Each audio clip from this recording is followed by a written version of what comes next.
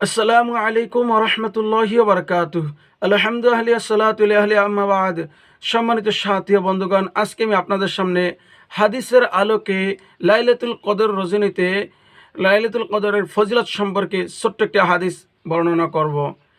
রাসূল আরবি সাল্লাল্লাহু আলাইহি ওয়াসাল্লাম বলেন, লাইলাতুল কদর রজনীতে হযরত জিবরাইল আলাইহিস সালাতু ওয়াস সালাম অসংখ্য ফেরেশতাদের একটি জামাত নিয়ে এই জমিনে অবতরণ করেন এবং কেউ যদি ওই রজনীতে বসা অবস্থায় মালিকের জিকির করে, দাঁড়ানো অবস্থায় কেউ যদি নামাজ পড়ে, কেউ যদি শুয়ে অবস্থায় আল্লাহ তাআলার ইবাদতে মশগুল থাকে, হযরত জিবরাইল আলাইহিস সালাতু ওয়াস সালাম এবং তার দল নিয়ে ওই ব্যক্তির জন্য আল্লাহ তাআলার রহমতের দোয়া করতে থাকেন।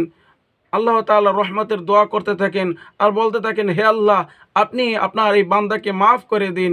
এইভাবে দোয়া করতে থাকেন। আপনি আপনার এই বান্দার উপর রহমত ও বরকত বর্ষণ করতে থাকেন। যেভাবে বৃষ্টি হলে যে বৃষ্টির মতন আপনি রহমত বর্ষণ করে থাকেন। আল্লাহ তাআলা লাইলাতুল কদর রজনীতে আমাদের সবাইকে বেশি বেশি ইবাদতের মশগুল থাকার তৌফিক দান করুক। আমিন। আসসালামু আলাইকুম ওয়া রাহমাতুল্লাহি ওয়া বারাকাতুহু।